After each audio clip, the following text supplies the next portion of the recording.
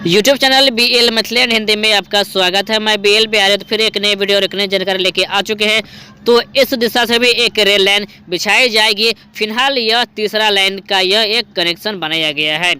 तो आगे देख सकते हैं यह तीसरा लाइन है। तीसरे प्लेटफॉर्म के लिए यह लाइन बिछाया गया है और इसके बगल में हम चलते हैं जो कि तीसरा लाइन के लिए जो एक और लाइन बनाया गया है वह किस दिशा से बनाया गया है वह भी हम आपको दिखाते हैं।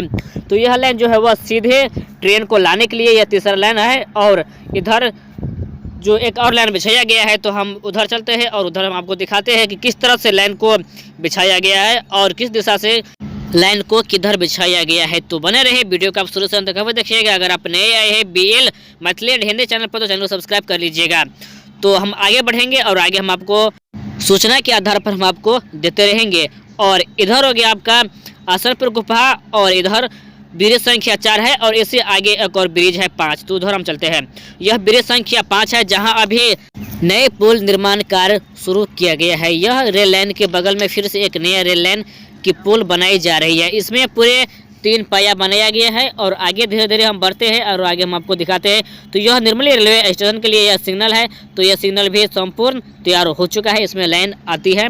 तो आगे हम बढ़ते हैं और आगे बढ़कर हम आपको पाया जो यहाँ पर बनाया गया है उसका हम वीडियो हम दिखाते हैं कि यह पाया किस तरह से बनाया गया है।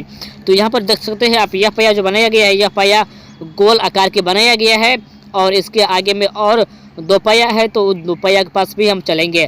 तो यहाँ पर बहुत ही शीघ्र इस पाया पर से भी ट्रेन दौड़ेंगे क्योंकि जब तक यह पाया नहीं संपूर्ण तैयार हो जाता है तब तक काम इसमें किया जाएगा। क्योंकि बारिश के मौसम में काम को बंद कर दिया जाता है। जब बारिश बंद होता है तो फिर काम को शुरू कर दिया जाता है क्योंकि इसके बगल से तिलयुगा नदी का जो पानी है वह पूरे समय भर जाता है और यही पुल से होते हुए पानी निकासी किया जाता है और निकलते हैं।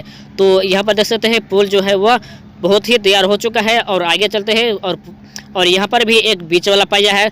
तो इस पाया को भी संपूर्ण तैयार कर लिया जाएगा क्योंकि इसमें भी अभी बहुत ही काम बचा हुआ है। तो और आगे एक और पाया है तो उस पाया के पास भी हम चलते हैं।